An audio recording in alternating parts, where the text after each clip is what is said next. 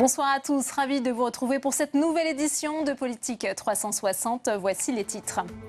Arrivée des premiers députés à l'Assemblée nationale, les nouveaux élus ont fait leur premier pas ce matin. Ils sont désormais les visages d'une assemblée renouvelée, rajeunie, mais aussi féminisée. Analyse et débat à suivre. Avec 308 sièges, le chef de l'État obtient la majorité absolue. LR sauve les meubles et devient la première force d'opposition, tandis que Jean-Luc Mélenchon et Marine Le Pen font leur entrée au Palais Bourbon, laissant un PS moribond. Le décryptage de cette recomposition politique dans un instant. Emmanuel Macron a donc les pleins pouvoirs pour engager les réformes annoncées, mais avec 57,4% d'abstention, les attentes et la responsabilité sont immenses pour l'exécutif qui procédera dès demain à un remaniement technique. Le détail dans cette édition. Et je vous rappelle que vous pouvez réagir à cette émission sur Twitter, le hashtag Politique360. Pour m'accompagner ce soir, Tam Tranui, en direct de la salle des conférences du Sénat. Le multiplex, c'est tout de suite.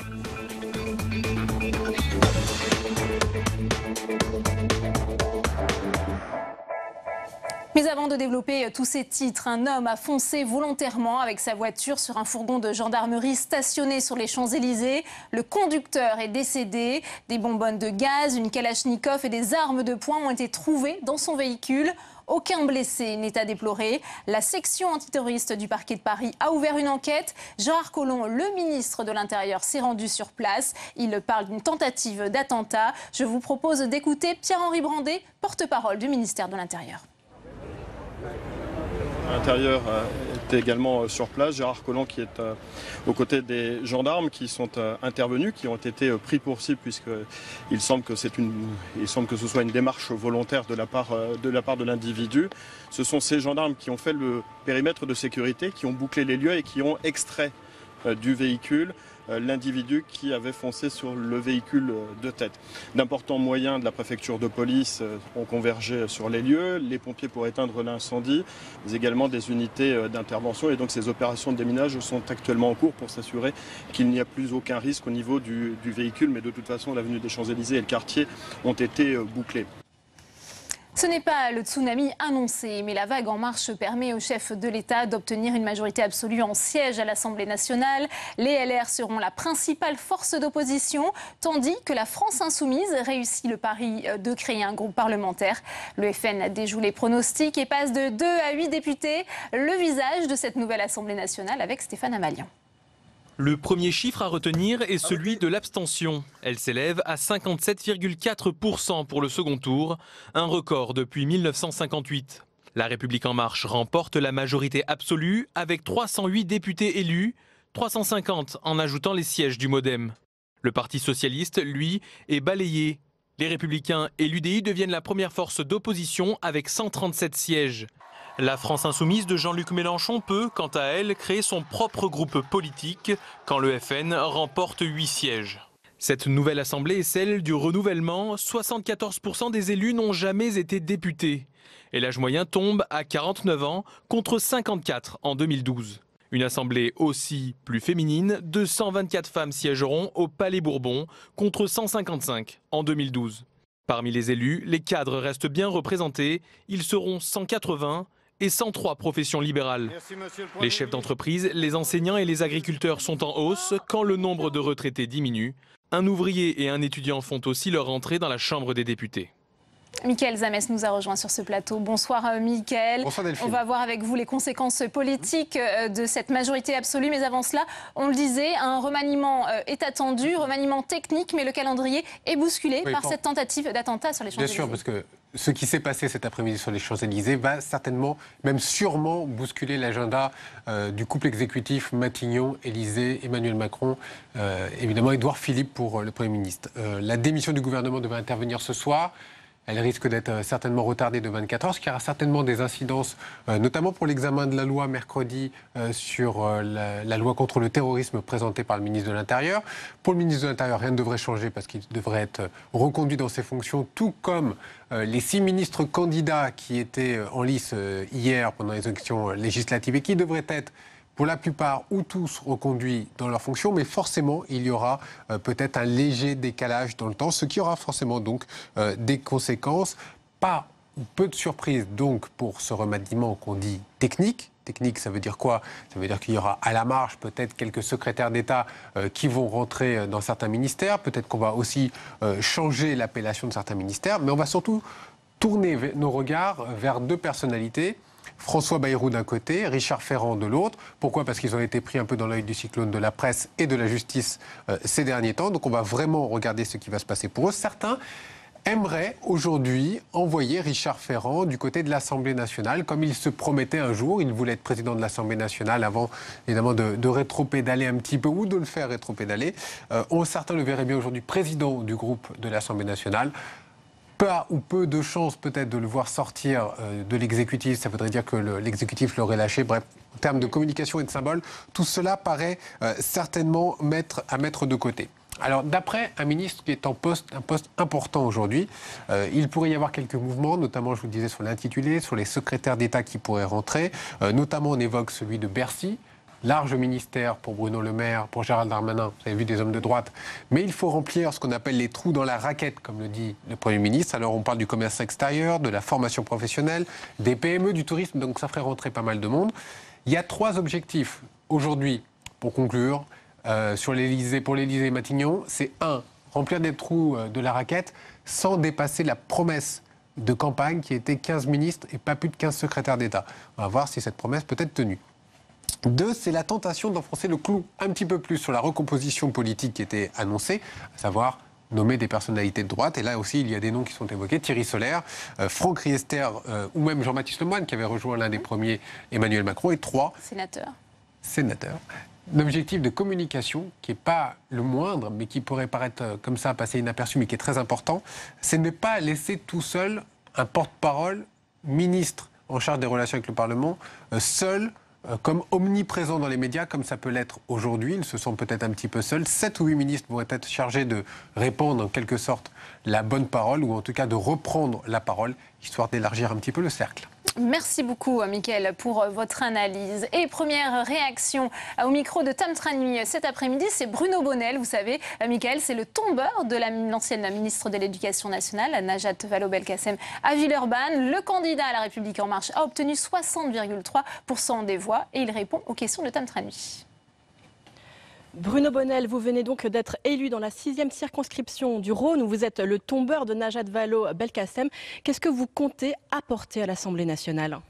Mon expertise. Je suis un chef d'entreprise depuis 35 ans, novice en politique. J'avais jamais eu d'engagement avant celui de La République En Marche. Et je crois que cette oxygénation de l'Assemblée nationale avec des gens qui viennent de la société civile et qui apportent pour les médecins leur expertise en santé, pour les chefs d'entreprise comme moi, leur expertise justement dans ces mécanismes de PME, PMI, va apporter un concret à la loi.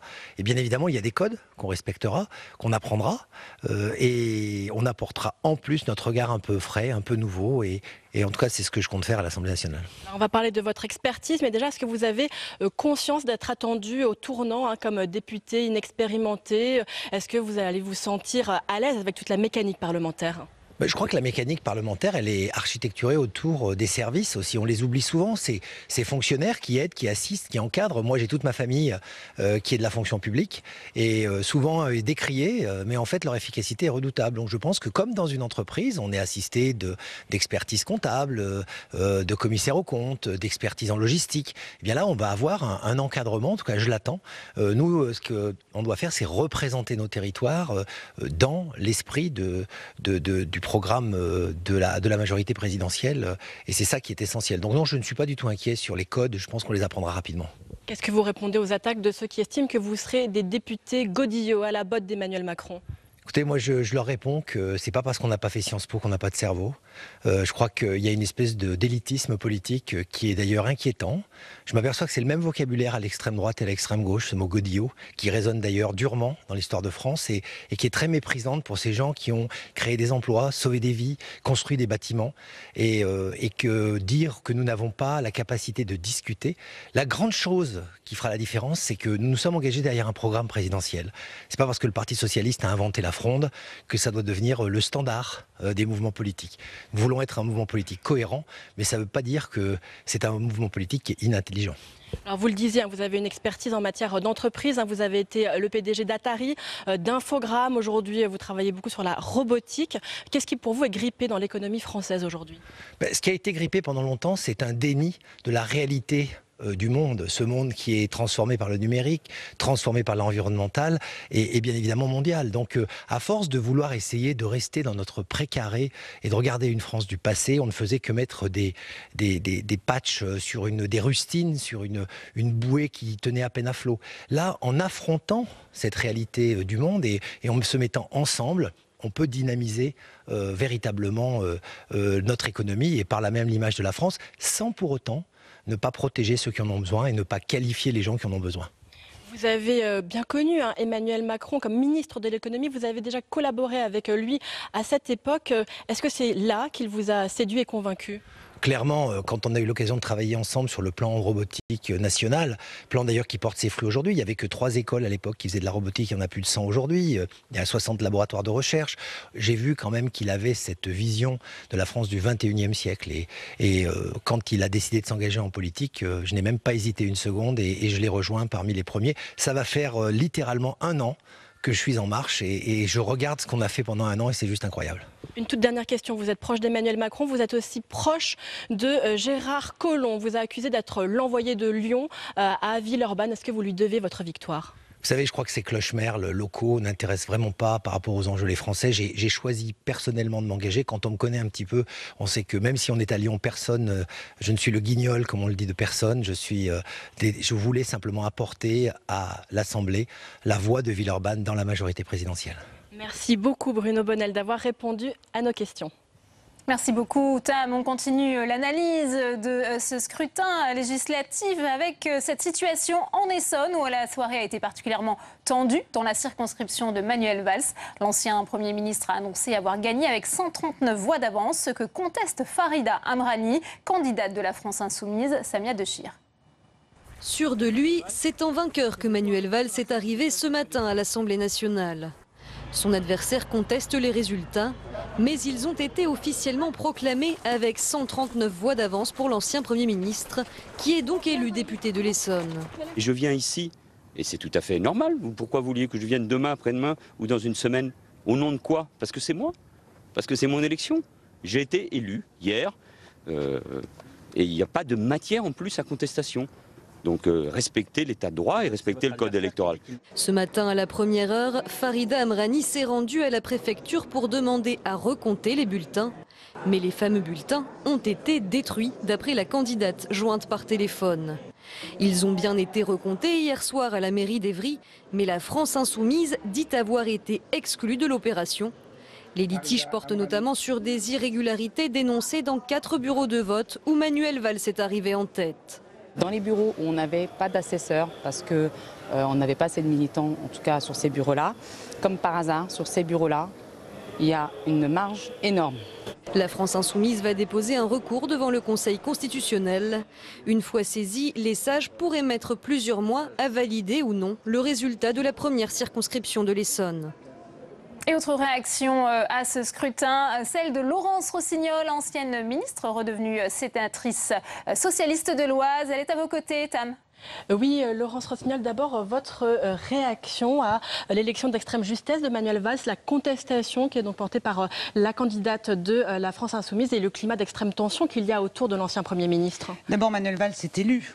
Que la candidate malheureuse conteste l'élection, ça s'est souvent vu. Mais s'il y a des procédures, c'est le Conseil constitutionnel, s'il est saisi, s'il y a un recours, et selon ce qu'il y aura dans ce recours, qui se prononcera. En attendant, c'est Manuel Valls qui est élu et qui siège à l'Assemblée nationale. Et seul le Conseil constitutionnel peut défaire ce qu'a fait une élection. Et ce n'est pas les réseaux sociaux. Et d'ailleurs, à ce propos des réseaux sociaux, je voulais dire à quel point il était choquant de voir le type d'arguments qui ont déferlé hier soir sur les réseaux sociaux à l'encontre de Manuel Valls, communautaristes, antisémites, qui sont au-delà d'un débat politique, d'une confrontation normale sur des projets pour la société française. Alors je le disais, un climat d'extrême tension autour de l'ancien Premier ministre, extrême tension également à gauche. Quelles sont pour vous les racines de cette déroute historique d'hier ? Selon moi, c'est une défaite qui vient de loin, qui est probablement enracinée dans le référendum du traité constitutionnel de 2005, du fait qu'on a continué, que le Parti socialiste est une belle machine et qui a permis de remporter encore des succès électoraux. Et on a peut-être à un moment donné trop eu confiance dans cette machine à gagner les élections. Et aujourd'hui, la machine est grippée et le Parti socialiste doit maintenant réfléchir à ce qu'il est. Il y a une responsabilité du quinquennat aussi de François Il y a une Hollande. responsabilité collective. Quelqu'un a dit récemment que c'était comme dans le crime de l'Orient Express, tous les passagers du train avaient contribué au meurtre. Et bien là, nous sommes tous collectivement responsables.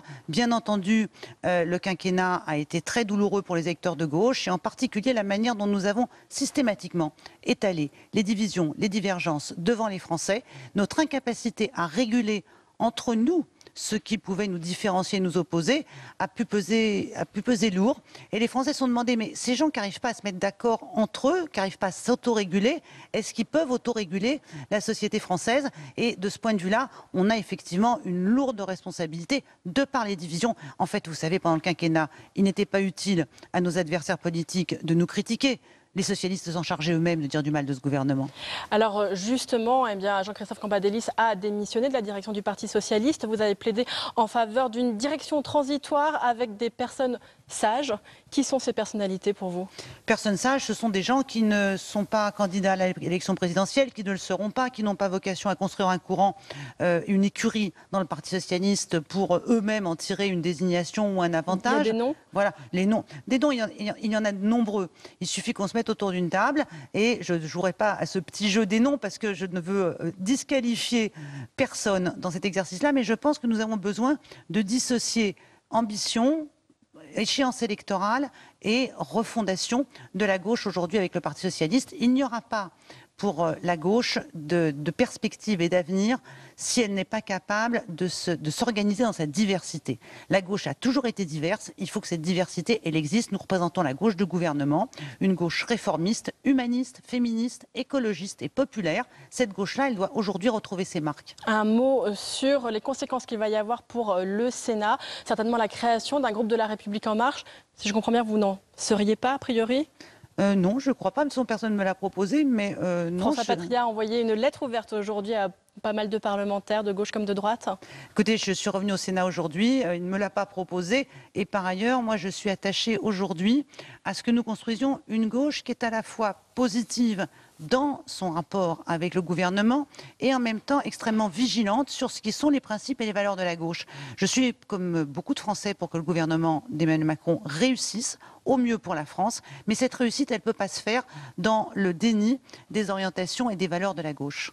Merci beaucoup Laurence Rossignol d'avoir répondu à nos questions. Merci beaucoup Tam pour cette réaction en direct. Et face à l'hécatombe du PS, vous en parliez à l'instant, la France insoumise entend incarner l'opposition de gauche à l'Assemblée nationale avec un Jean-Luc Mélenchon ragaillardi par son score confortable remporté à Marseille. Jérôme Rabi. La France insoumise aura un groupe parlementaire à l'Assemblée. Loin d'être évident il y a une semaine, c'est pourtant un défi remporté avec en tête de gondole l'élection de Jean-Luc Mélenchon à Marseille que beaucoup d'élus verraient bien prendre la présidence du groupe. Dès hier soir, le leader des Insoumis a prévenu le pouvoir qu'il faudrait compter avec lui lors des débats. Le peuple français dispose à l'Assemblée nationale d'un groupe, la France insoumise, cohérent, discipliné, offensif.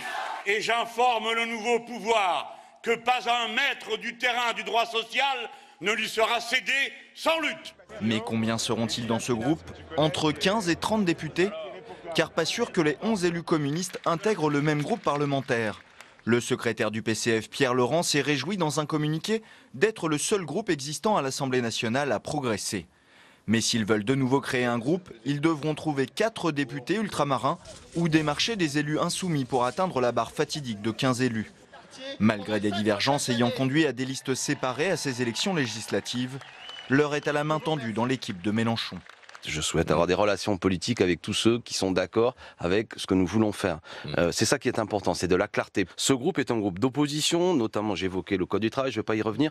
Claire, pas un groupe, comment dirais-je, où il y a de tout. C'est-à-dire un peu comme ce groupe socialiste, où vous avez à la fois des députés socialistes élus en disant qu'ils sont macrono-compatibles et d'autres qui ne le seraient pas. Ça sert à rien. Les tractations promettent d'être intenses d'ici au 27 juin, date limite pour la formation d'un ou deux groupes parlementaires à la gauche du PS. Et quant au Front National, il a déjoué les pronostics. Certes, le parti frontiste n'aura pas de groupe parlementaire, mais avec 8 députés, il fait une entrée remarquée à l'Assemblée nationale. C'est la fin du plafond de verre, a estimé Marine Le Pen, élue à Hénin-Beaumont, Quentin Calmy.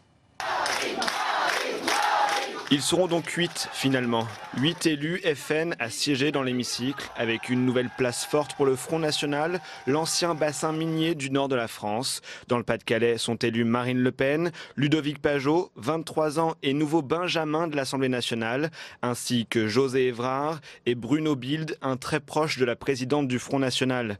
Dans le département voisin du Nord, un 5e député frontiste est élu, Sébastien Chenu, transfuge venu des Républicains.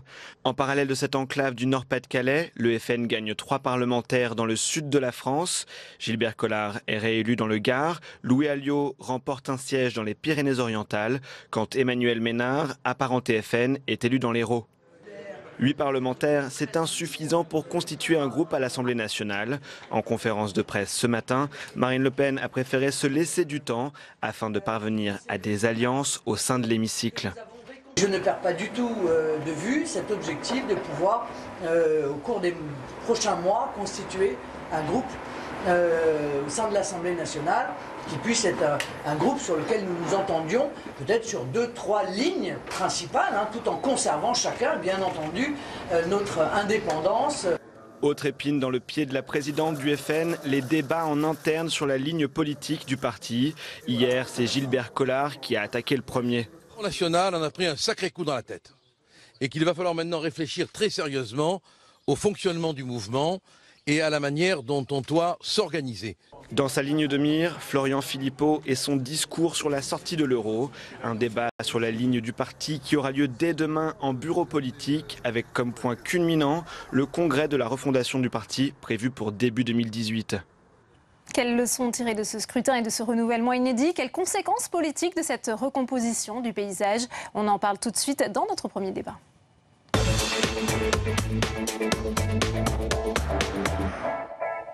Et on ouvre le premier débat de Politique 360 avec mes invités sur ce plateau. Laetitia Krupa, bonjour. Vous êtes journaliste au JDD, spécialiste de communication politique. Merci d'être avec nous. J'accueille également Daniel Béard. Bonsoir. Bonjour. Vous êtes géographe, professeur à l'Institut d'urbanisme de Paris. Merci d'être avec nous. Également présent sur ce plateau, Nicolas Tanzer. Bonsoir. Bonsoir. Politologue, président du Centre d'études et de réflexion pour l'action politique. Et enfin, j'accueille Olivier Roucan. Bonsoir. Vous êtes politologue. Première question pour vous, Laetitia Krupa. On voit cette majorité absolue, 308 sièges, il en fallait 289. Est-ce que c'est malgré tout une victoire relative pour La République En Marche?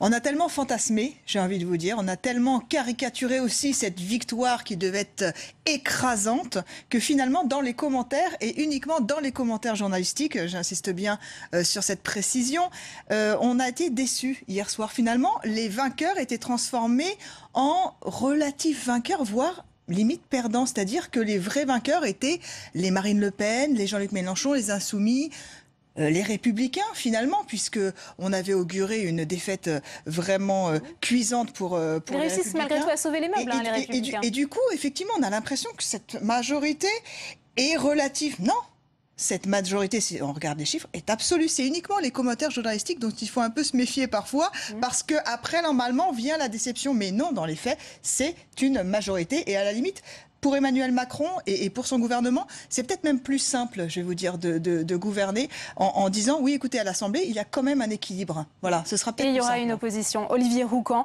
il n'y a quand même pas eu beaucoup d'euphorie du côté de l'Élysée hier, notamment en raison de cette abstention record, 57,4%. Oui, c'est la première mauvaise nouvelle finalement pour ce nouveau pouvoir parce que l'assise législative repose sur une abstention immense et jamais atteinte.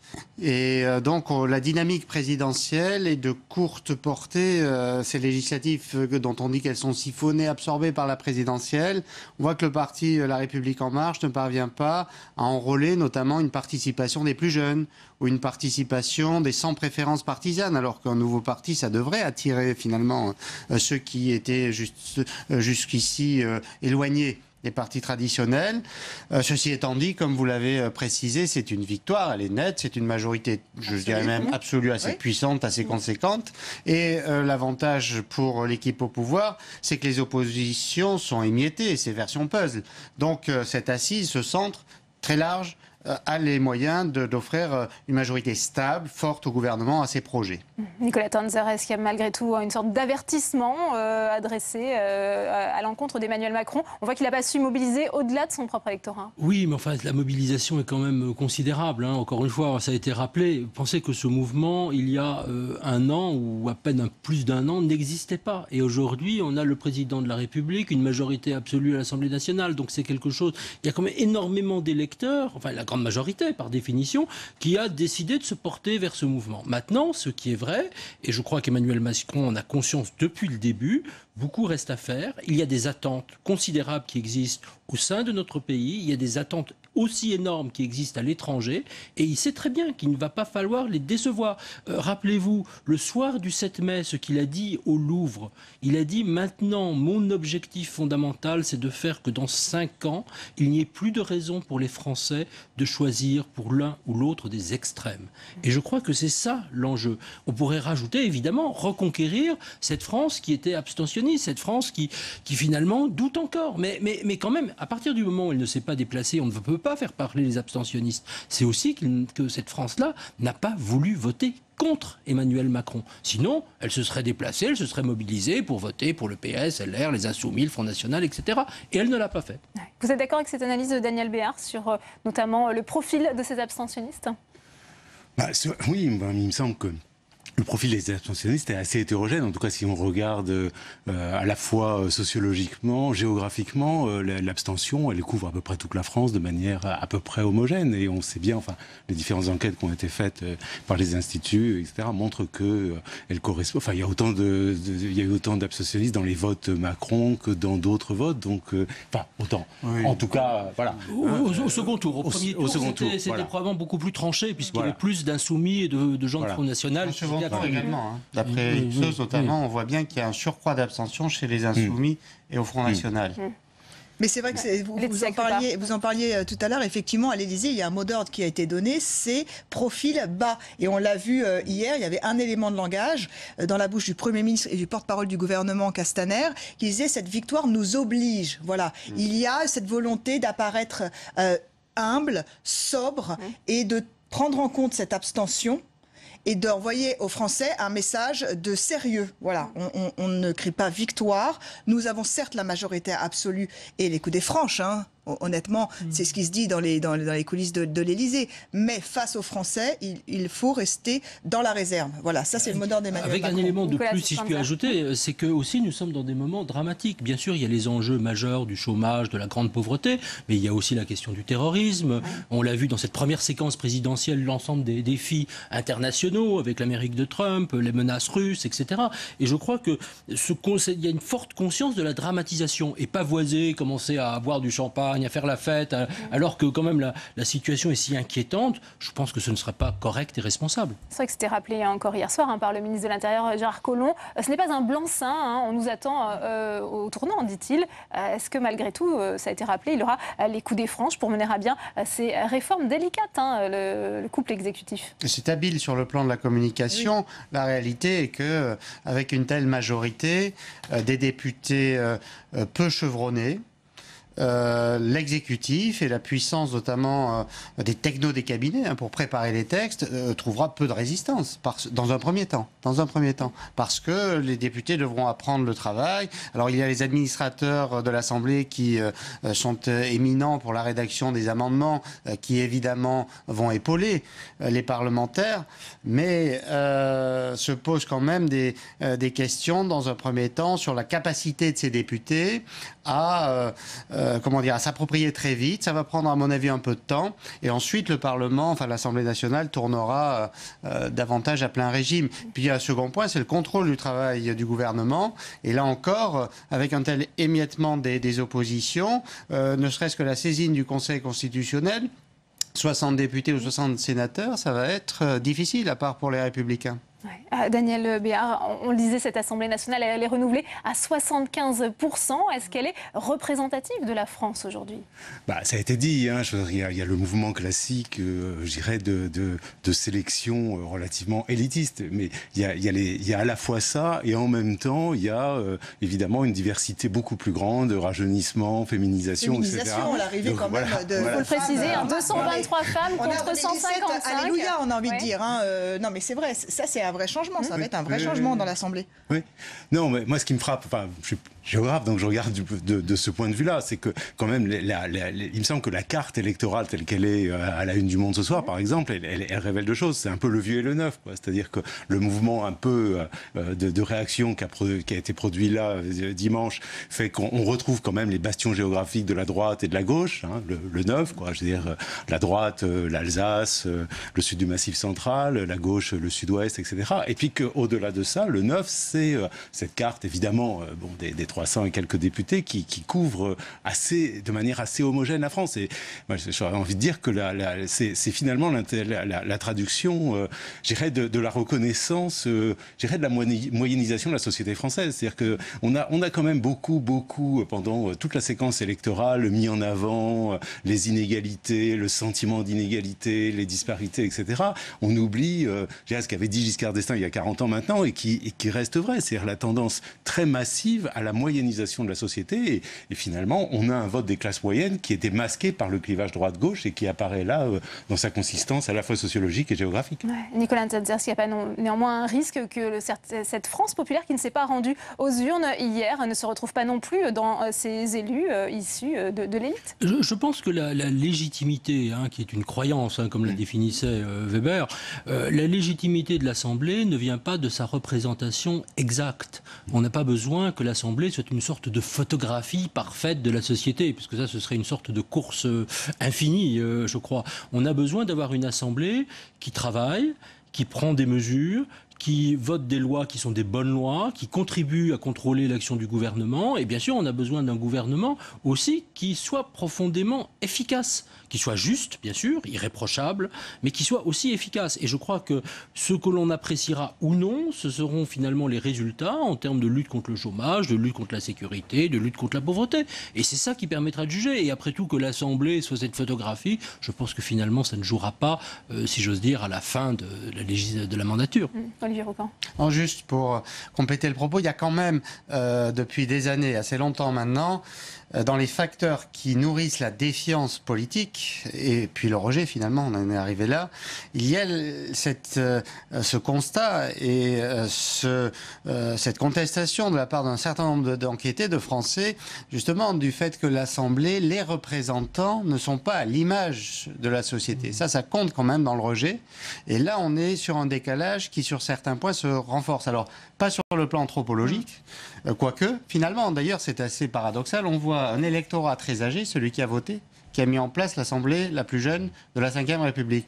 Mais au-delà de ceci... Il voulait du changement. C'est surtout sur le social et l'économique qu'on a un écart qui se renforce. Et ça peut être gros malgré tout, je pense, même si je suis d'accord avec ce que vous avez dit, Nicolas Nzanzer, qui peut être gros de certains malentendus pour la suite. Mais justement, le danger, à mon avis, pour les nouveaux arrivants, les nouveaux arrivés, les nouveaux députés, ça va être d'être face à des tribuns qui excelle dans le registre populiste. Voilà.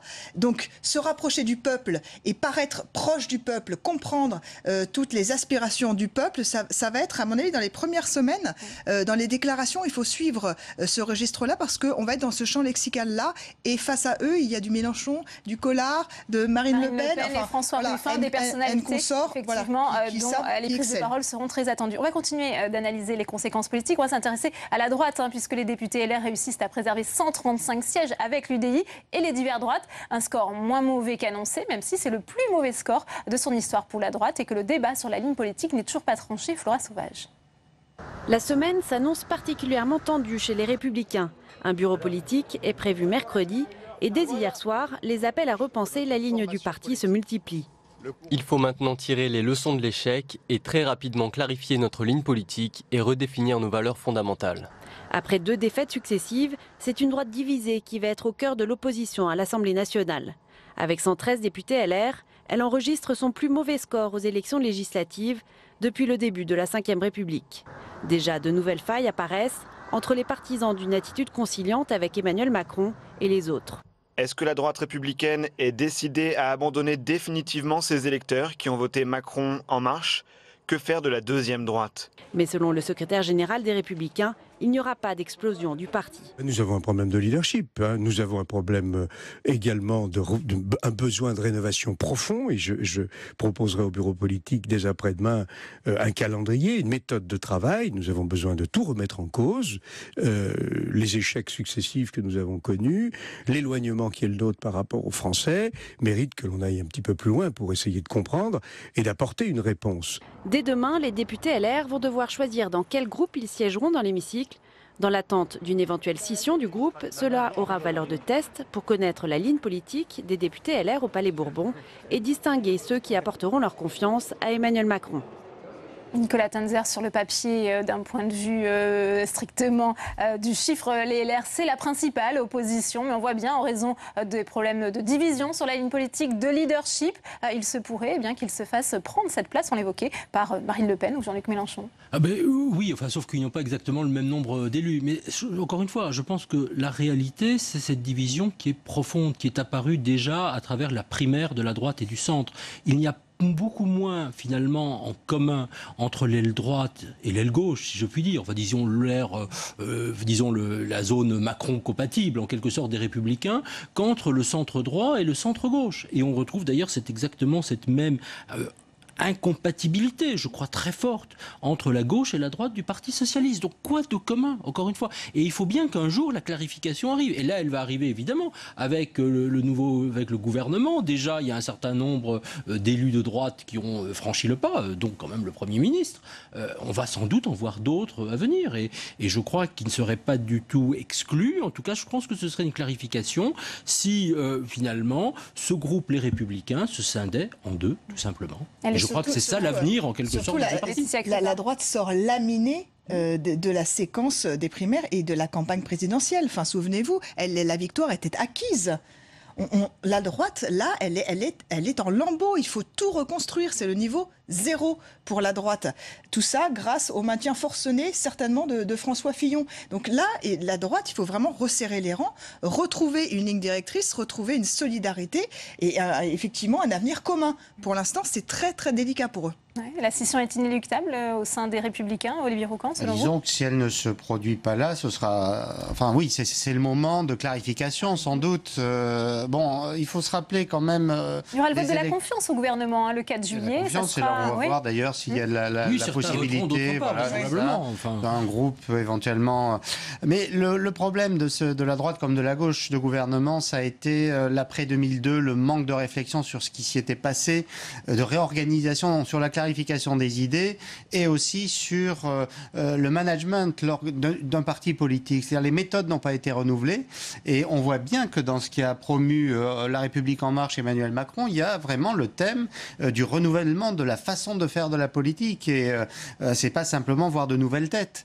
Et donc là, ces deux grands partis ont raté le coche et ont vécu sur leurs acquis. Donc il faut se rappeler quand même du succès de la droite classique lors des élections intermédiaires. Et, alors il faut penser aussi, pour le Sénat ça compte, ce qui reste quand même d'ancrage territorial et qui permet à ces deux partis, d'ailleurs à mon avis, d'obtenir les résultats moins catastrophiques que ceux qui étaient annoncés dans les statistiques nationales. C'est-à-dire c'est l'implantation, la raison des élus locaux, la gouvernance des collectivités qui compte aussi dans ces résultats, aussi bien pour la centaine de LR que la trentaine de socialistes. Daniel Biarcé, qu'on dit... Oui, sur cette question-là, enfin, moi, il me semble, on n'a pas assez noté le changement qui va s'opérer là dans la composition de l'Assemblée. On a beaucoup parlé du changement sociologique, de la représentativité, etc.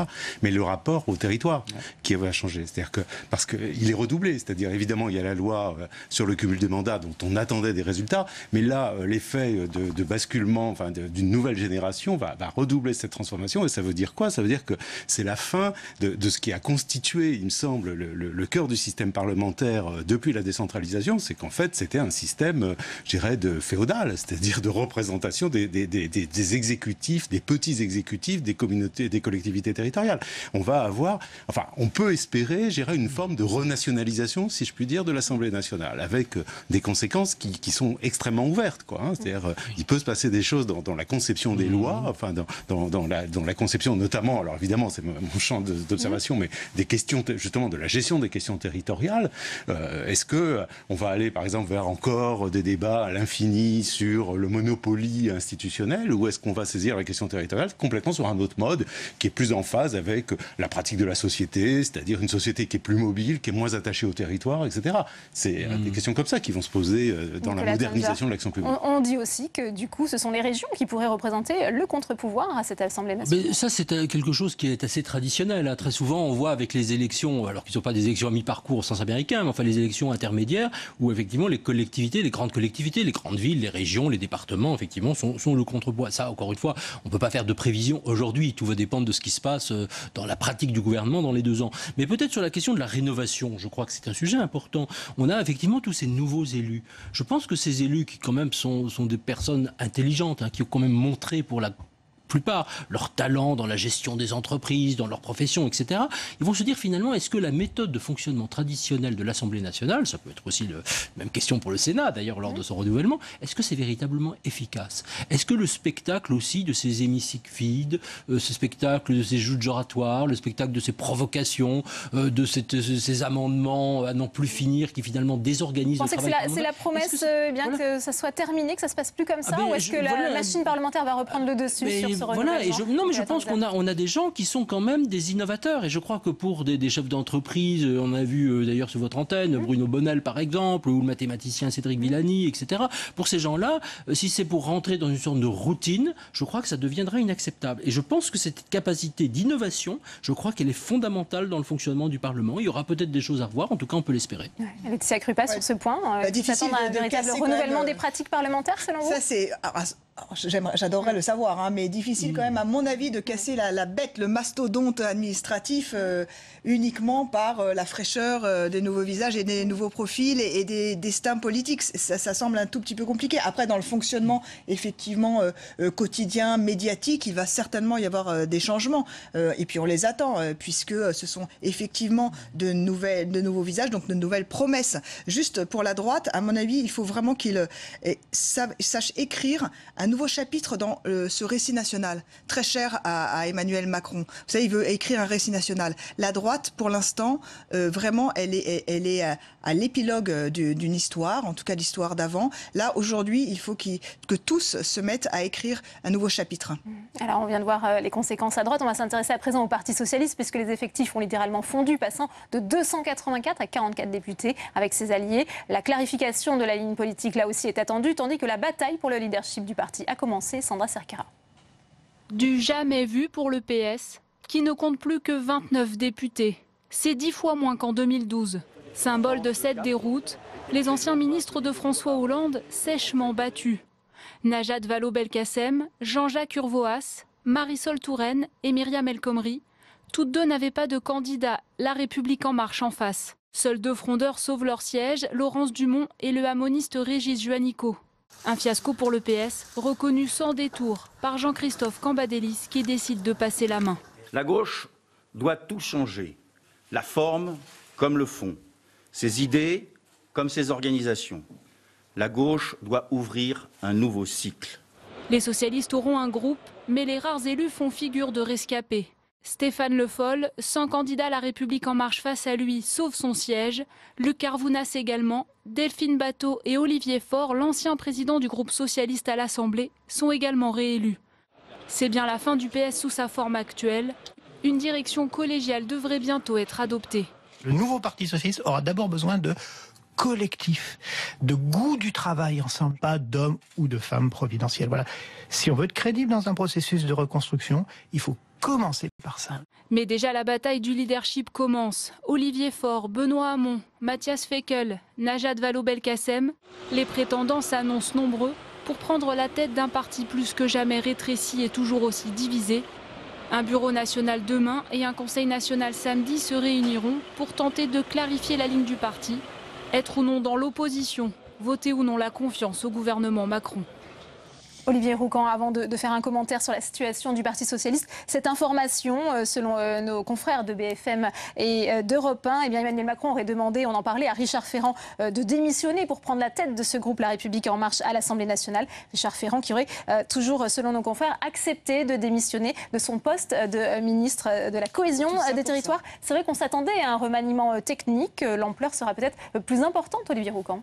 Oui, alors c'est une habile transition. D'abord parce que ce groupe aura besoin d'une figure forte pour le tenir, que les fonctions exercées par Richard Ferrand pendant la campagne et tout au long du processus d'émergence de cette formation politique a été centrale et déterminante. Donc c'est évidemment bien vu sur le plan stratégique pour les années qui viennent à l'Assemblée. Évidemment, c'est aussi l'aspect un peu plus négatif, c'est qu'on sait très bien la raison qui pousse à cette évolution. Hein. Donc, mais c'est une habile transition. Mais c'est quand même surprenant puisque la ligne d'Emmanuel Macron, pendant les 2 semaines de l'affaire Ferrand, tous les jours on avait limite un épisode nouveau, ça a été de faire le dos rond et de dire circuler, il n'y a rien à voir, il n'y a pas d'affaire. Ça c'était vraiment un élément de langage très fort dans le gouvernement.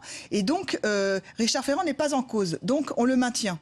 Alors qu'est-ce que ça signifie finalement de le faire démissionner après coup? Ça veut dire que cette affaire médiatico-politique a eu un vrai impact et que Emmanuel Macron craint pour le futur, craint pour la légitimité d'un ministre comme Richard Ferrand ou pas? C'est une question que je pose. Nicolas Tinzer, d'autant que si effectivement c'est pour cette raison des affaires, il est tout aussi exposé à la tête du groupe parlementaire à l'Assemblée nationale. Il est exposé, mais quand même moins que comme ministre. Encore une fois, je pense qu'il peut y avoir un scénario à 2 temps. Effectivement, il y a ce soupçon, et pour le soupçon, c'est évidemment très difficile de le conserver au gouvernement. En même temps, ce n'est jamais qu'un soupçon. Il n'y a pas de mise en examen. On n'est pas dans le cas Fillon, on n'est pas dans le cas de Marine Le Pen et de quelques autres. Donc on n'est pas du tout sur la même chose. Et le jour où, s'il y a une procédure judiciaire, mais c'est pas évident qu'il y en ait, et si elle se clôture effectivement sans mise en cause, dans ce cas-là, le cas échéant, le temps qu'un certain nombre d'autres parlementaires d'En Marche se forment, pourrait éventuellement revenir au gouvernement. Et ça, effectivement, je pense que c'est tout à fait envisageable. On s'attendait aussi à des remaniements techniques pour étoffer peut-être les champs de ce ministère de la Cohésion des Territoires. Est-ce que le géographe que vous êtes aussi a un regard particulier sur ce ministère? En vous entendant sur cette nouvelle, j'espère simplement que le changement de titulaire, mais pas de changement d'intitulé, si je puis dire. Pourquoi? Parce que je trouve que ça fait partie des innovations extrêmement intéressantes de ce ministère, de ce gouvernement, sur lequel on a peu insisté. C'est que finalement, jusqu'à présent, depuis 30 ans, depuis la décentralisation, on a une espèce de clivage idéologique extrêmement rudimentaire entre la droite tenant la compétitivité des territoires et puis la gauche qui avait activé ce ministère de l'égalité des territoires qui avait été confié à Cécile Duflot, le premier en tout cas. Et derrière ce débat, en réalité, il y avait la même pratique, et une pratique qui était de gestion catégorielle des territoires. C'est le ministère de la ville, le ministère de la ruralité, en permanence cette espèce de catalogue qui a produit, à mon avis, de manière contre-performante, une espèce de concurrence des plaintes territoriales. Et là, je trouve assez intéressant que le gouvernement Macron avait choisi ministère de la Cohésion des Territoires, ce qui est en fait pas réellement une nouveauté, puisque c'est une importation. c'est une importation des politiques européennes. L'Europe a toujours eu des politiques de cohésion. C'est qu'en France, qu'on est pris dans ce clivage idéologique entre les tenants du développement économique à tout crin, de la mondialisation, et les tenants de l'égalité, comme une espèce de vertu miracle, etc. Et donc là, la cohésion, c'est extrêmement intéressant, parce que ça veut dire que le défi territorial, aujourd'hui, c'est pas de réduire la fracture en priorisant un tel ou un tel, c'est de faire tenir ensemble. C'est de faire tenir ensemble, et ça, il me semble que c'est un message qui, politiquement, est à la fois nouveau en France, et qui, en tout cas, pourrait se traduire par des politiques publiques fondamentalement revisitées, d'autant plus si on renvoie à ce que je disais précédemment, c'est-à-dire que si on a une assemblée qui est plus dans une force de réaction corporatiste, pour dire comme ça, corporatiste au sens catégorie de territoire. Donc là, il y avait un champ d'innovation, à mon avis, j'espère qu'il va être tenu et qu'on ne va pas voir derrière le ministère de la Cohésion revenir le secrétariat d'État, la politique de la ville, etc. Olivier Roucan, un commentaire, puisqu'on voyait aussi le sujet de Sandra Cerqueira sur le PS. La situation n'est pas analogue à celle des Républicains, mais là aussi, il y a un problème de leadership et de ligne politique à clarifier. Est-ce que le Parti socialiste peut attendre le mois de juin et son congrès pour justement définir cette ligne?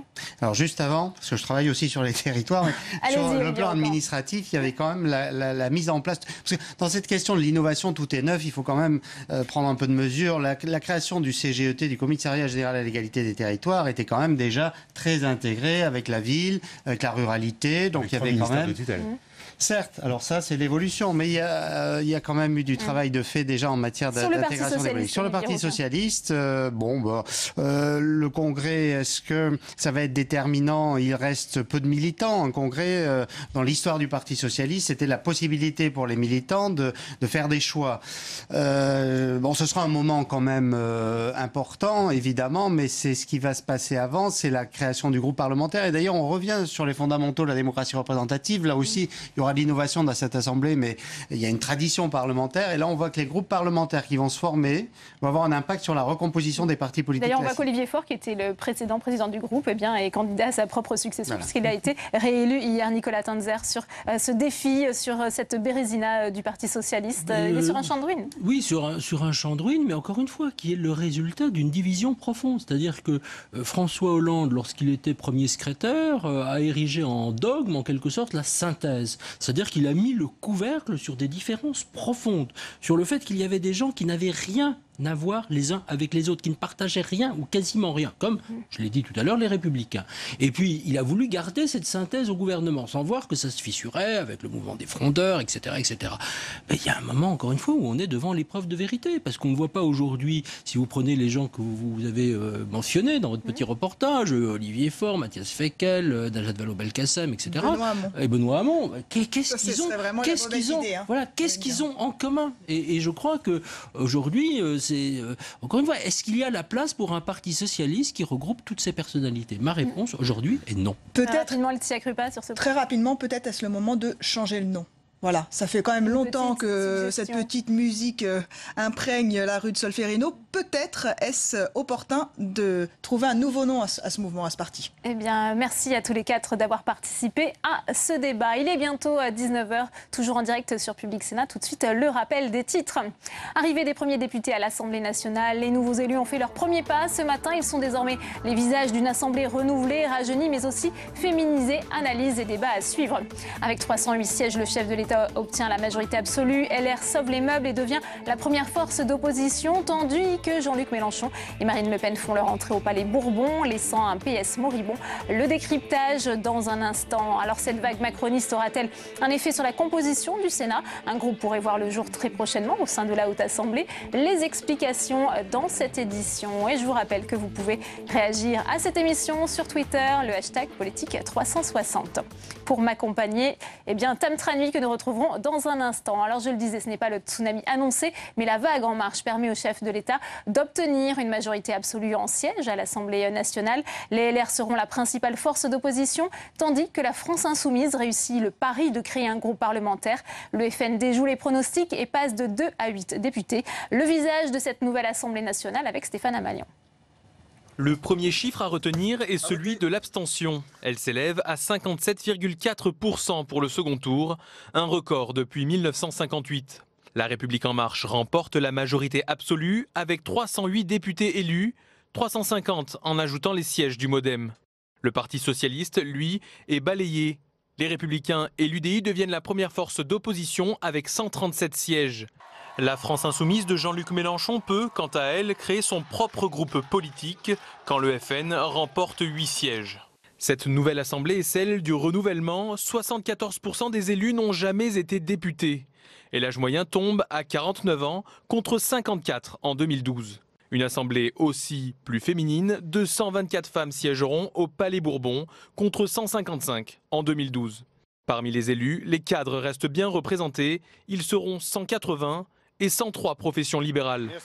Les chefs d'entreprise, les enseignants et les agriculteurs sont en hausse quand le nombre de retraités diminue. Un ouvrier et un étudiant font aussi leur entrée dans la Chambre des députés. Saveria Rojek nous a rejoint sur ce plateau. Bonsoir Saveria, journaliste parlementaire à Public Sénat. On va voir avec vous les conséquences politiques de cette recomposition, de ce renouvellement à l'Assemblée. Est-ce que ces conséquences pourraient également se retrouver au Sénat? Absolument Delphine, après l'Élysée, l'Assemblée en marche part logiquement à la conquête du Sénat, d'autant plus qu'il y a des élections sénatoriales en septembre. Elle pourrait donc permettre un certain renouvellement. Mais attention, cette conquête du Sénat ne s'annonce pas aussi facile que celle de l'Assemblée. Le Sénat est dominé par une majorité de droite et du centre. Et les macronistes vont avoir du mal à faire vaciller cette majorité.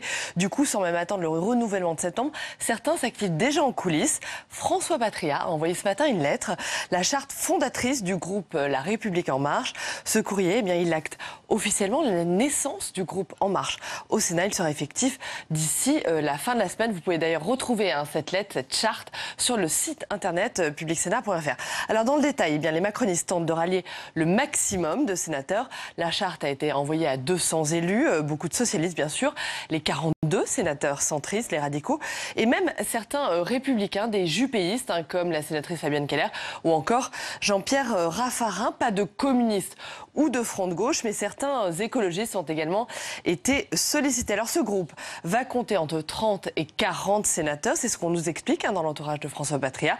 François Patria qui pourrait présider ce futur groupe de la majorité présidentielle. La grande inconnue, bien sûr, c'est que vont faire les socialistes. Combien seront-ils à rejoindre En Marche? Le chef de file du groupe, Didier Guillaume, voudrait garder un groupe PS, mais un groupe majorité compatible. La réponse, ce sera demain avec la réunion du groupe PS au Sénat. Et à droite, Saveria, quelles sont les conséquences du scrutin d'hier? Le Sénat va-t-il s'opposer à Emmanuel Macron? La vague Macron, elle ne pourra pas être aussi forte qu'à l'Assemblée, du fait tout simplement, Delphine, du mode de scrutin. Sur le papier, c'est plutôt la majorité de droite et du centre qui devrait être renforcée lors des sénatoriales, comme l'explique Bruno Retailleau, le patron des sénateurs Les Républicains. Le Sénat, c'est la seule institution qui ne procède pas du cycle présidentiel.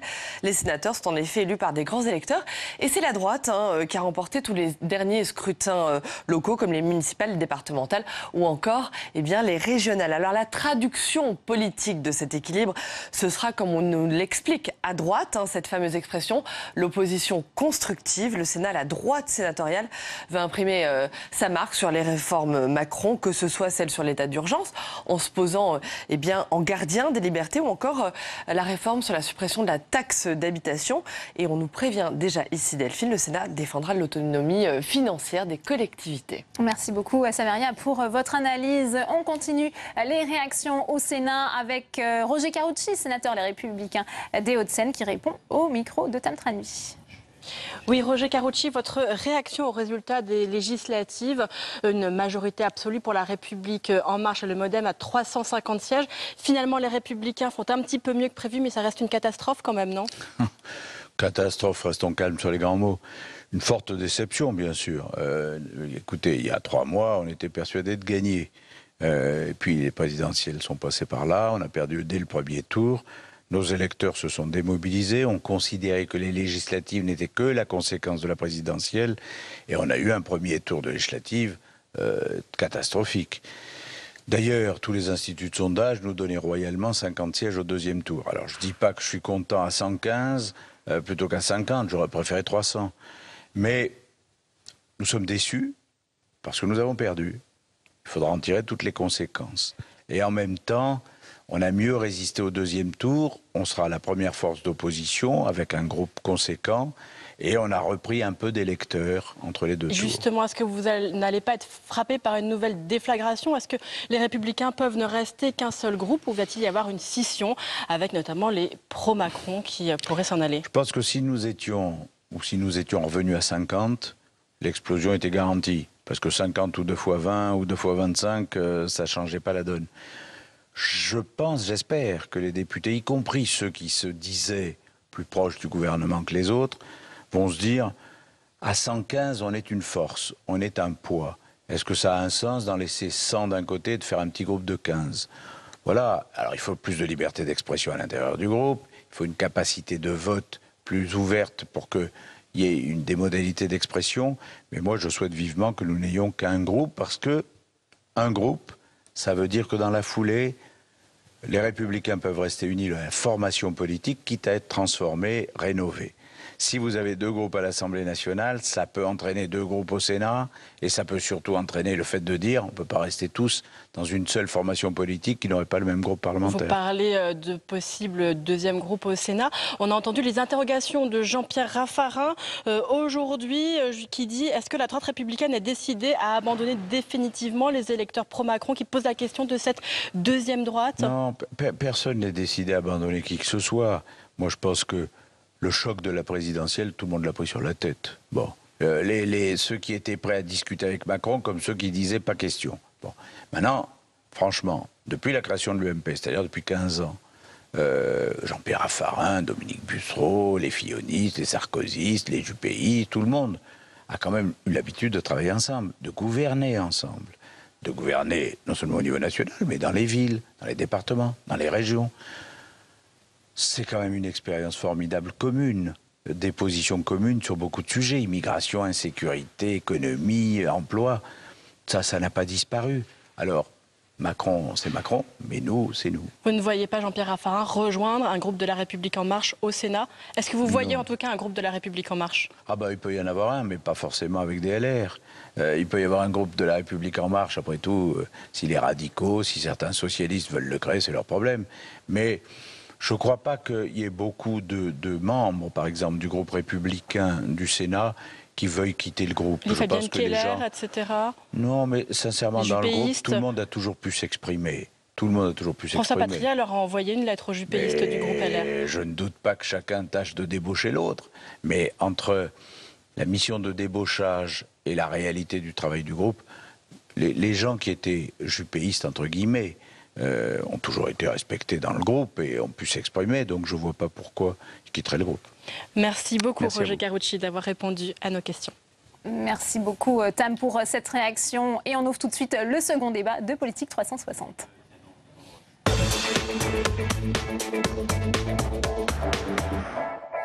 Et mes invités sur ce plateau, j'ai le plaisir d'accueillir Sarah Legrin. Bonsoir, vous étiez candidate de la France Insoumise à Paris dans la 16e circonscription. Vous avez été battue avec 48,82% des suffrages. Merci d'être avec nous par Mounir Majoubi, il faut le préciser.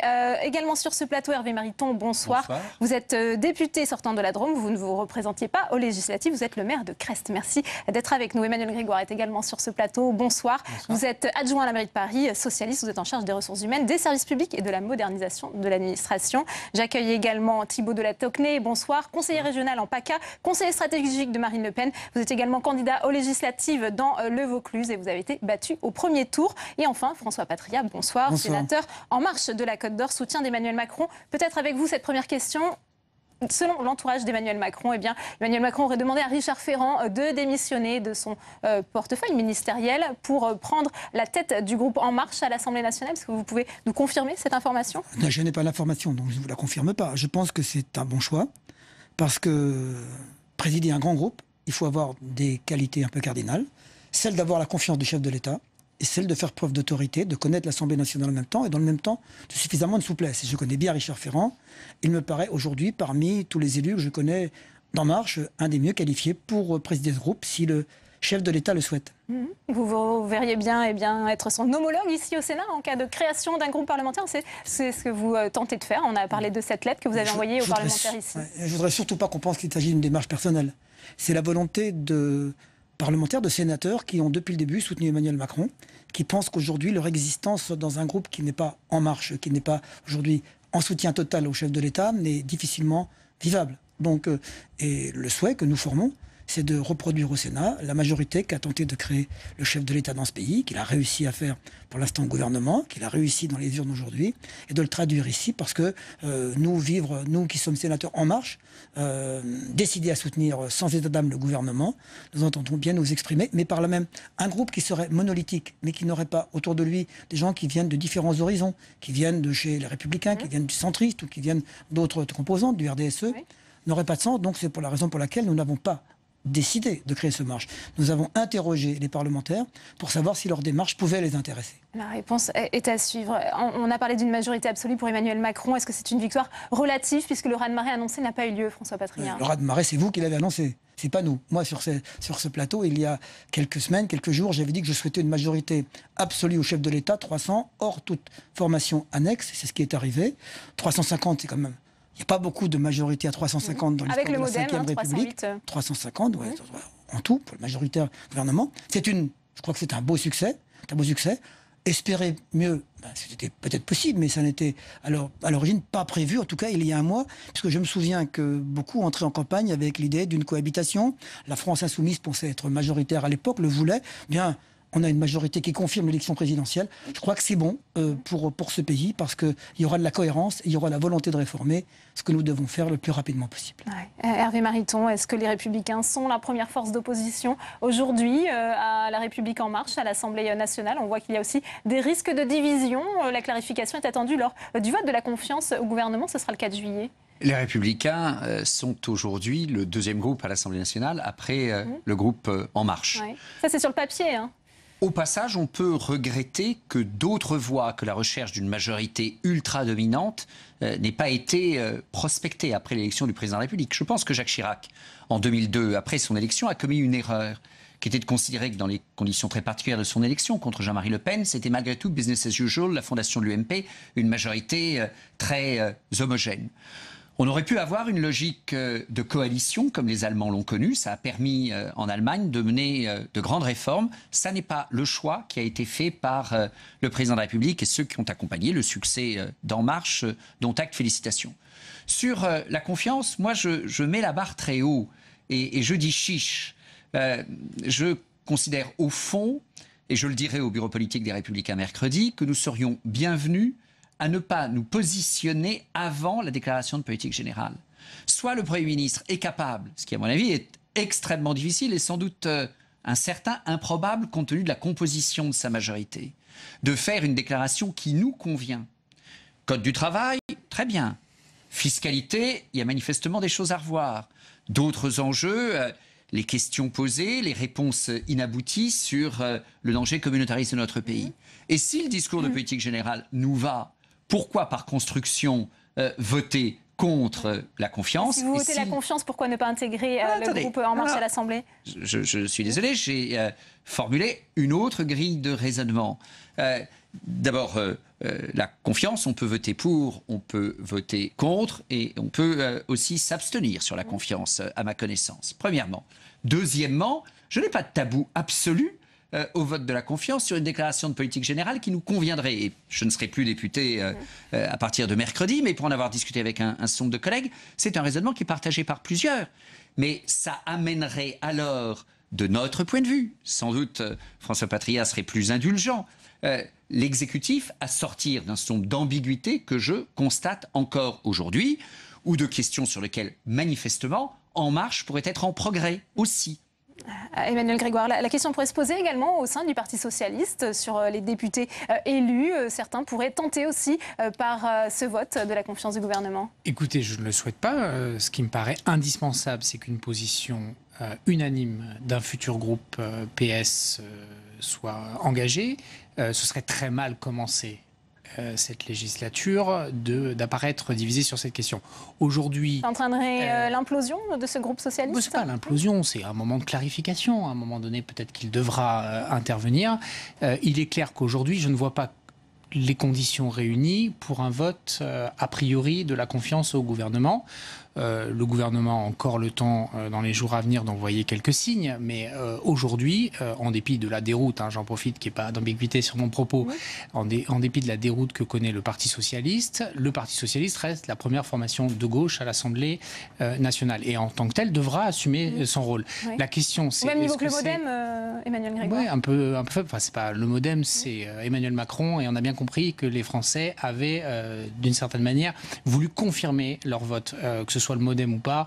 On le voit, il n'y a pas d'équation personnelle dans les élections des députés. Je leur souhaite bon courage dans leur mission, mais on voit bien qu'il y a eu une vague, elle s'est appliquée de façon quasi uniforme sur le territoire, avec les spécificités électorales évidemment. Donc aujourd'hui, le Parti socialiste doit d'abord analyser les raisons de sa défaite, et ensuite entamer cette législature dans un positionnement clair vis-à-vis de lui-même, vis-à-vis de son histoire, et surtout vis-à-vis des électeurs. Je crois que cette élection a montré combien le Parti socialiste avait payé le prix de ses ambiguïtés. Quelles qu'elles soient, il faudra désormais les lever. Oui. Sarah Legrain, j'imagine que c'est plutôt la France insoumise qui se positionne comme première force d'opposition de gauche à l'Assemblée nationale, plutôt que le Parti socialiste. Oui, bien sûr, parce que nous avons déjà cette clarté-là, cette évidence d'être un groupe d'opposition. Nous avons donc franchi avec ces élections une étape absolument décisive en remportant plus de postes de députés que ce qui nous était annoncé, et puis surtout en nous permettant d'avoir un groupe autonome, un groupe très clair dans son opposition vis-à-vis des politiques qui vont être menées, et qui donc peut se prévaloir d'être le premier groupe d'opposition en France, une opposition sociale, écologique aussi, peut-être le premier groupe aussi autonome d'écologistes au Parlement. Donc cette étape décisive étant emportée, je pense que nous avons beaucoup à construire pour la suite, et que nous avons de quoi devenir un pôle de recomposition au sein du pays. Ouais, Thibault de la Tocquenée, on voit bien cette bataille pour qui représentera la meilleure opposition à Emmanuel Macron au sein de l'Assemblée nationale. Le Front national, avec 8 députés, n'aura pas de groupe, mais est également en position de force pour porter cette voix. Oui, et je voudrais revenir sur les propos très intéressants de M. Mariton à l'instant, qui je pense qu'est un homme de conviction, et j'ai du respect pour lui. Nous étions ensemble à la Manif pour tous, par exemple, mais cela prouve une chose, c'est qu'il y a vraiment une séparation qui est de moins en moins évidente entre En Marche et un certain nombre, je dirais, de valeurs défendues par les Républicains.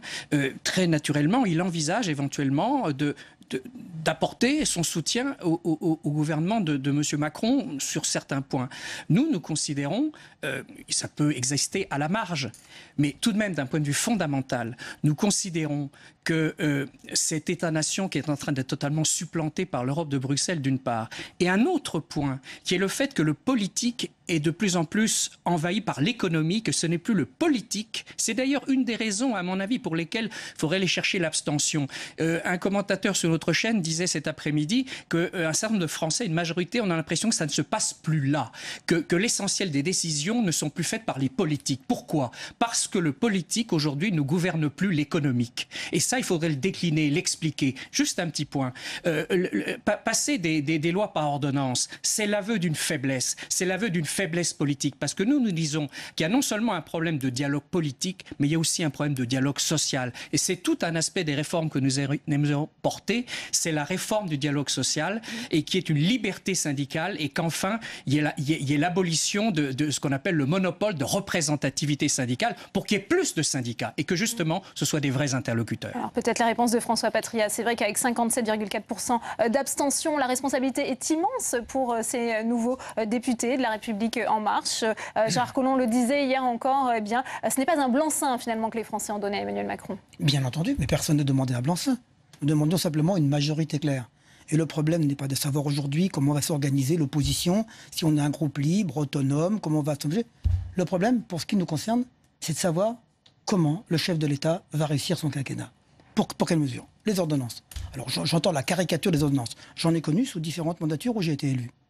Mais pourquoi les ordonnances ? Parce que vous avez vu le temps qu'on a mis pour les différentes lois de travail qui ont eu lieu avant, pour les lois Macron, pour d'autres, le temps qu'on a mis, 6 mois, 8 mois, 1 an, après, ensuite, attendez, je ne vous ai pas interrompu. Ensuite, le temps de prendre les décrets. Quand on voit aujourd'hui les bénéfices des réformes économiques qui ont été faites sous François Hollande, et moi je ne les conteste pas. Elles ont mis 2 ans pour faire effet. Voilà 2 années successives que la France est en création nette d'emplois, maintenant nettement positive. Résultat d'une politique économique qui a changé. Donc si, avec les ordonnances, on est sûr qu'on va pouvoir, non pas aller vite. On a vu que Myriam El Khomri avait été battue hier. Elle avait porté cette loi de travail. J'entends bien. Moi, j'ai regretté. J'étais de ceux qui soutenaient Myriam El Khomri. Je pense qu'elle avait été courageuse et qu'elle avait eu raison. Mais ce que nous voulons, moi, je dis ce que je pense pour me concerne. C'est compliqué à suivre tout ça. Donc, non, c'est pas très compliqué. Mais les Français ont très bien tranché. Non, ce que je veux dire, c'est qu'il va y avoir les ordonnances, oui. Mais il va y avoir un dialogue social avec 48 réunions. 48 réunions depuis le mois de septembre qui vont permettre d'aplanir les difficultés, d'avancer ensemble, d'avoir, je crois, un dialogue qui sera ouvert, franc, et qui permettra en 2 mois d'avoir de nouvelles réformes importantes qui permettront de libérer l'économie, de protéger les salariés et de les voir mettre immédiatement en acte, de façon à ce que l'économie l'année prochaine voilà se redresse et qu'il y ait des créations d'emplois. Un sujet sur lequel vous pourriez vous retrouver avec François Patriat, avec les macronistes sur ces ordonnances pour modifier le Code du travail. Abuser de la formule oratoire, oui et non.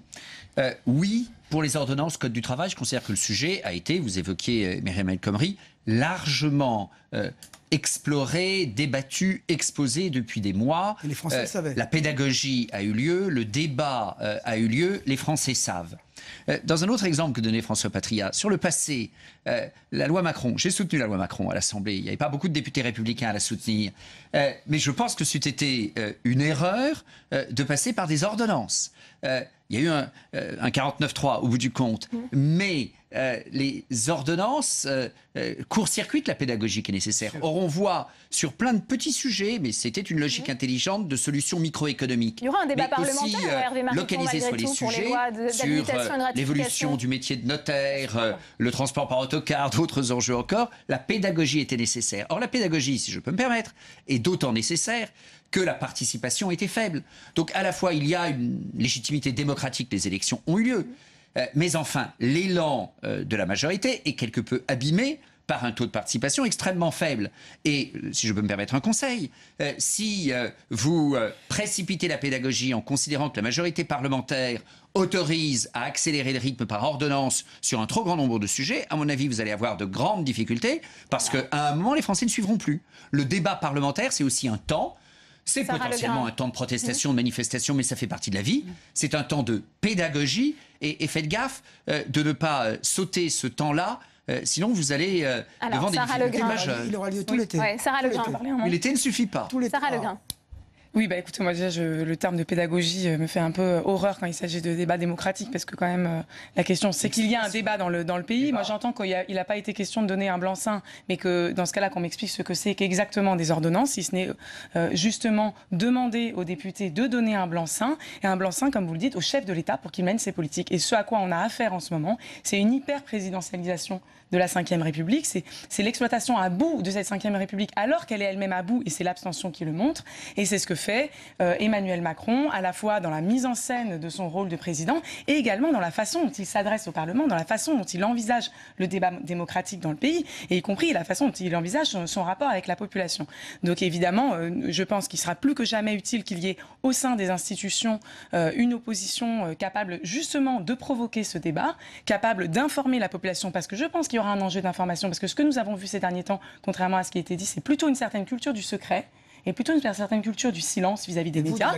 Et donc il y aura ce rôle-là pour cette opposition de la France insoumise, non seulement de préparer l'avenir, mais d'abord d'être dans un travail d'information, non pas de pédagogie, mais d'information de la population sur ce qui est en train d'être proposé, notamment non pas la protection des travailleurs, mais au contraire la casse de tous les droits qui leur restaient encore après la loi El Khomri, et que ce travail-là, ce sera aux députés de le faire, et il aura aussi lieu. Est-ce que les socialistes pourraient bien joindre leur voix à celle de la France insoumise pour s'opposer à ces ordonnances? Si c'est le cas, ce ne sera pas la première fois dans l'histoire. Mais simplement, cette question de la loi travail 2 et des ordonnances illustre, à mon avis, 2 dangers que court l'exécutif et qui sont un danger, au-delà du succès ou de l'insuccès du président, un danger démocratique. La première, c'est de croire, que ça a été dit précédemment, de croire que l'élection, le déroulement de l'élection et présidentielle législative est un blanc-seing programmatique. Chacun sait que c'est tout sauf ça. Et que parmi les mesures qui sont proposées par le président Macron, et qui ne sont pas toutes inintéressantes, mais elles sont porteuses à minima d'inquiétude, de stress social. Et il ne peut pas considérer que la façon dont il a été élu, et y compris le flou qui entoure quand même un certain nombre de mesures, notamment sur le sujet de la réforme du Code du travail, est une source d'inquiétude et ne peut pas partir du principe que c'est légitimé. Et le deuxième, c'est un sujet institutionnel de relations un peu ambiguës désormais dans nos institutions entre l'exécutif et le législatif, dont je rappelle que la séparation est d'un pilier de la démocratie depuis que la démocratie existe. Or aujourd'hui, et les socialistes y ont un peu leur part, et à l'époque Jean-Luc Mélenchon en était, c'est d'avoir accepté cette inversion de calendrier qui fait qu'aujourd'hui, les Français, ils veulent donner, et c'est logique, une majorité au président en exercice. Et on finit par avoir une Assemblée nationale dont on considère que lorsqu'elle travaille, c'est une perte de temps, dont on considère quand les parlementaires enrichissent la fabrique de la loi, ce sont des enquiquineurs et des empêcheurs d'avancer on sait bien que les frondeurs, ça a été quand même un des problèmes du précédent quinquennat. Ça a trop démontré cette position-là.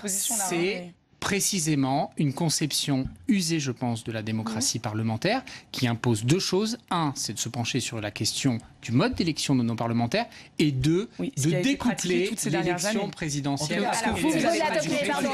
Hervé Mariton, s'il vous plaît, parce qu'on n'a pas beaucoup. Directement sur ce rapidement. point. J'ai été surpris tout à l'heure d'entendre que le président du groupe En Marche serait pressenti par le président de la République. Je ne veux pas trop vous taquiner. Alors, Thibault de la Tocnay, si vous voulez bien.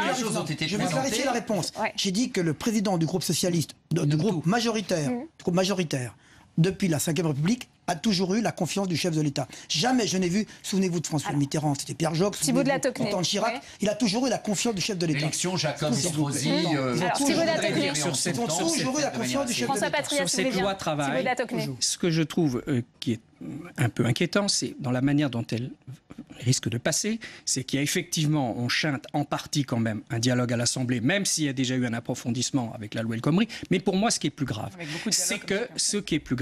c'est qu'en réalité, elle chante un dialogue social qui, en France, ne va mal. Je suis le premier à dire que je ne suis pas tout à fait d'accord avec un centre de syndicats marxistes. Je suis un homme de droite. Mais ce n'est pas parce que les syndicats représentent que 7%, et c'est unique en Europe. Nous sommes les derniers de la classe. Qu'il ne faut pas compter sur quelque chose de fondamental, ce qu'on appelle les branches professionnelles. Et les branches professionnelles, dans ce pays, c'est une honte.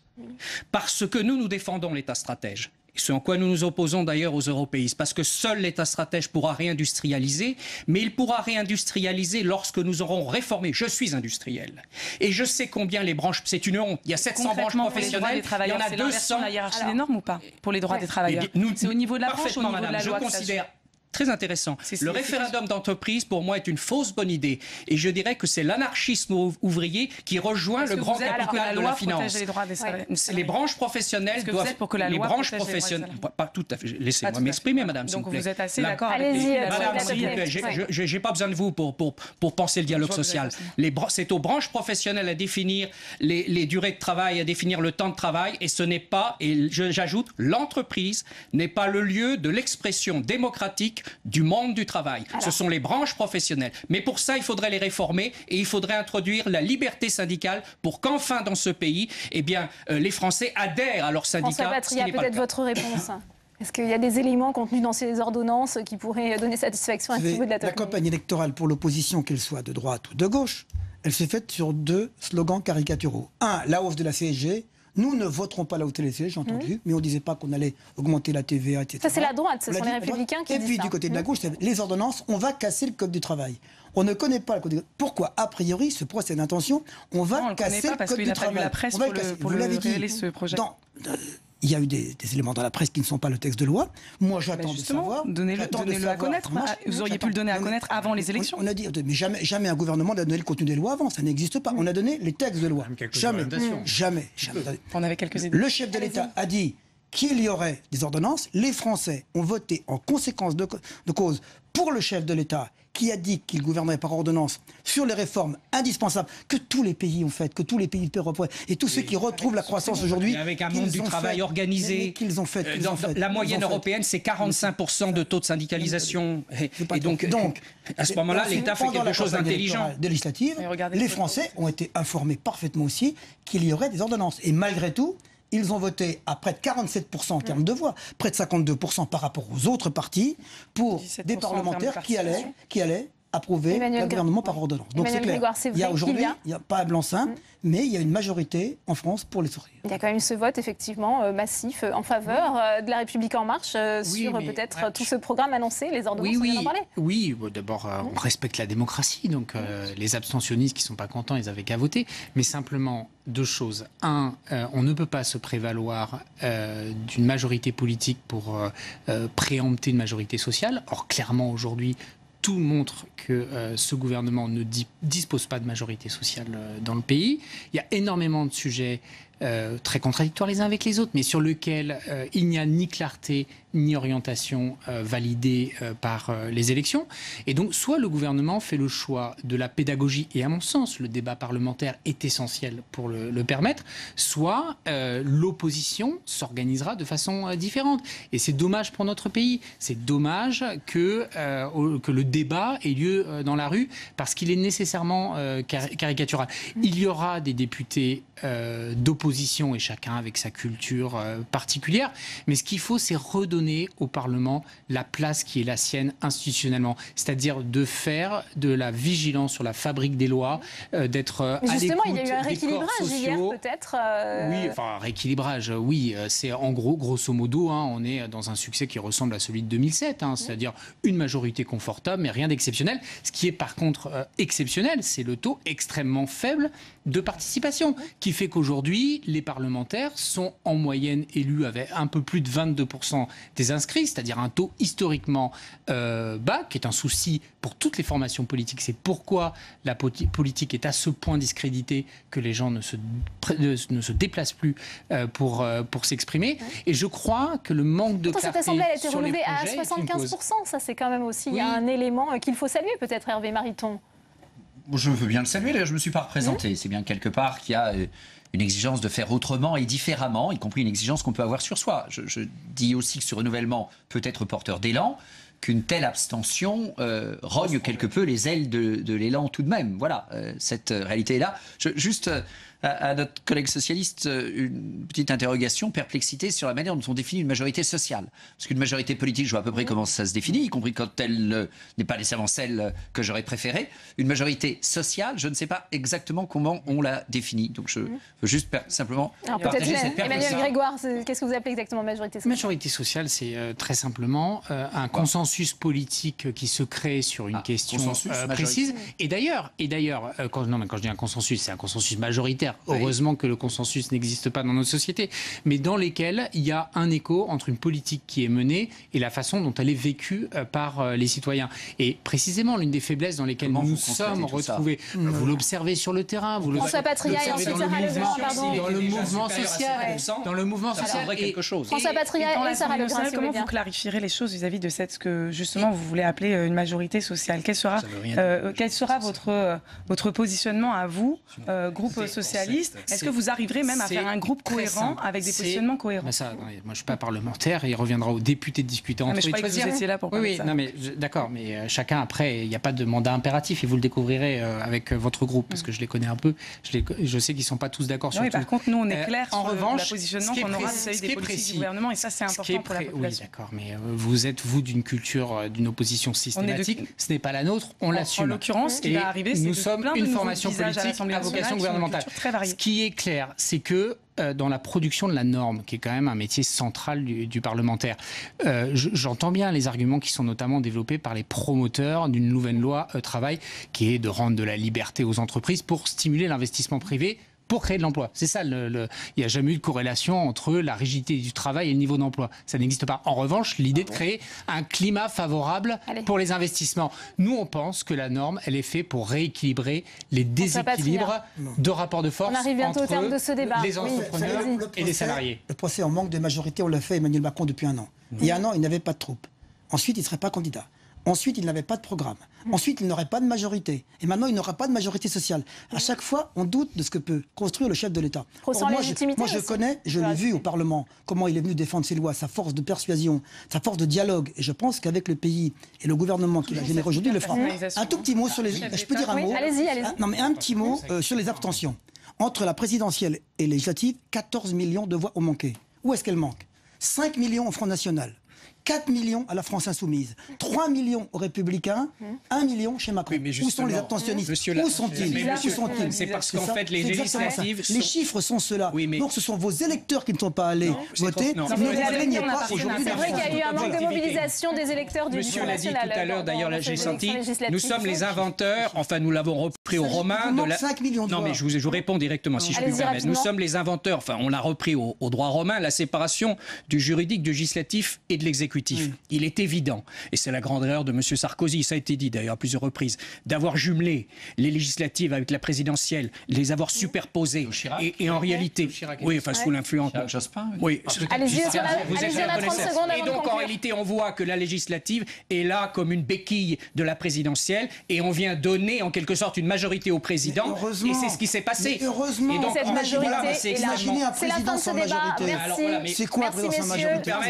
Vous avouez de vous-même qu'en réalité voilà, on vole à la victoire. Eh bien merci à tous les 5 d'avoir participé à ce débat animé. C'est la fin de cette édition. Merci à vous de l'avoir suivi. À 22h, suite de l'analyse et du décryptage avec Sonia Mabrouk et ses invités. Bonne soirée et à demain.